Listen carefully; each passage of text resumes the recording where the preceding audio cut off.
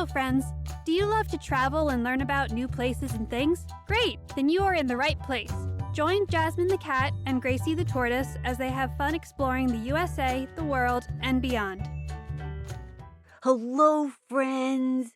It's Jasmine, the jazzy gray cat, here with my bestie Gracie, the super smart tortoise. Say hi, Gracie.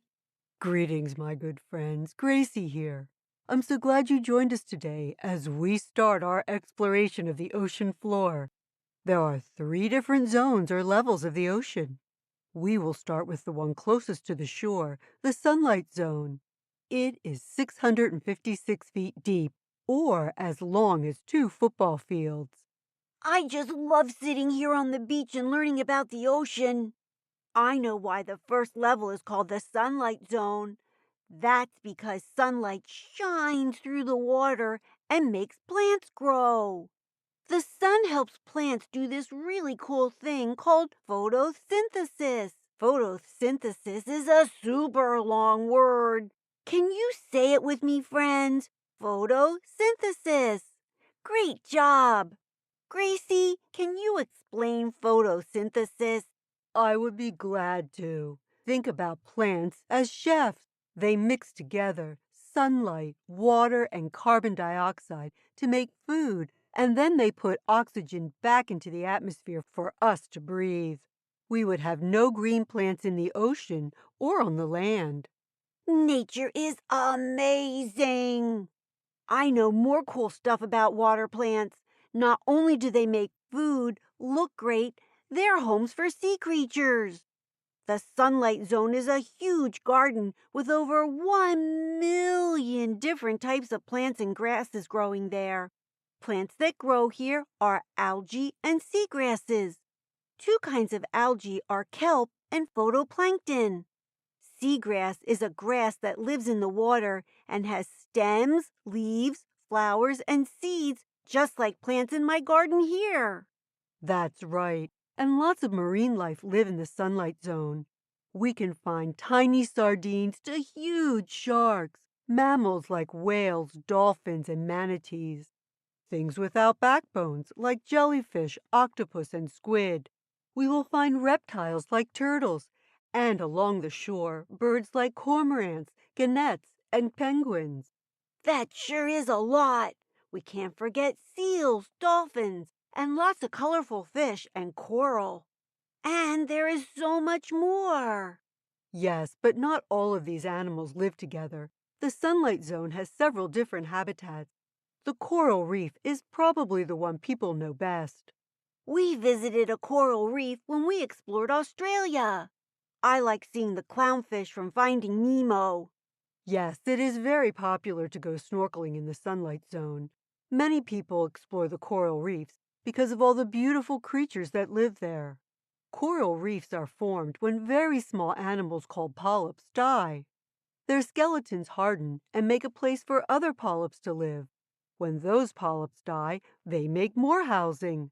This building has been happening for thousands of years, and then it becomes a coral reef.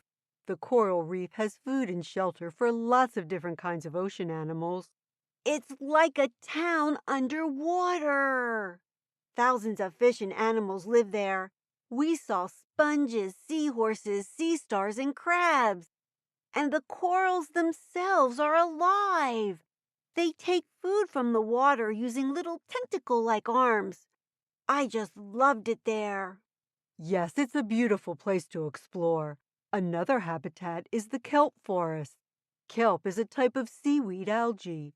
They like cooler water and grow along the coasts of the Pacific and Antarctic oceans. Just like coral reefs, they give food and shelter to the life that lives there. Some of the many residents are shrimp, lobsters, sea lions, whales, shorebirds, and sea urchins.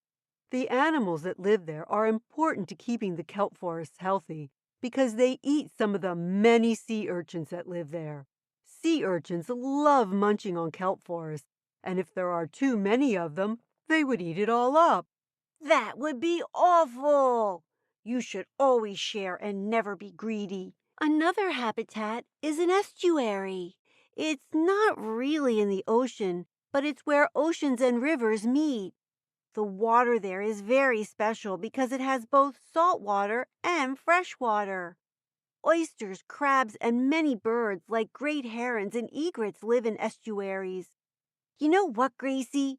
Now that we know about the sunlight zone and are sitting here on the beach, why don't we each pick an animal from the sunlight zone and talk about it? Wonderful idea. I have already chosen the great white shark. Sharks have been swimming around in the oceans for 450 million years, even before the dinosaurs. The great white is the largest predatory fish around, growing up to 20 feet long. This shark was created to hunt. They're shaped like a torpedo, and their powerful tail speeds them through the water at up to 15 miles per hour. This speed helps them leap out of the water, grab a seal, and then dive back down. They have a superb sense of smell, smelling blood up to a third of a mile away. And let's not forget, they have a set of scary, razor-sharp teeth. Any other more friendly facts, Gracie? Well, let's see. While most sharks are cold-blooded, the great whites are warm-blooded. Being warm-blooded means their body temperature can be the same temperature of the water. This gives them more energy and speed to hunt. As babies, or pups as they're called, they need to stay far away from other great whites, even their mom, because the other sharks will eat them. Oh, my Gracie! I'm going to stay far away from them. My animal is much nicer, the manatee. I picked them because they are mermaid animals. Mermaid animals? Tell me about this. Glad to. Long ago, over 600 years ago, sailors thought they saw sea serpents and mermaids while they were sailing and made up stories about them. As a matter of fact, in 1492, Christopher Columbus reported seeing a mermaid, which was actually a manatee. So you see, manatees are mermaids in disguise. I see. But now, how about some manatee facts, Jasmine? Sure, no problem. Manatees are mammals, and the elephant is their cousin. They both have that gray skin. Manatees are very chill. They only swim at about 5 miles per hour.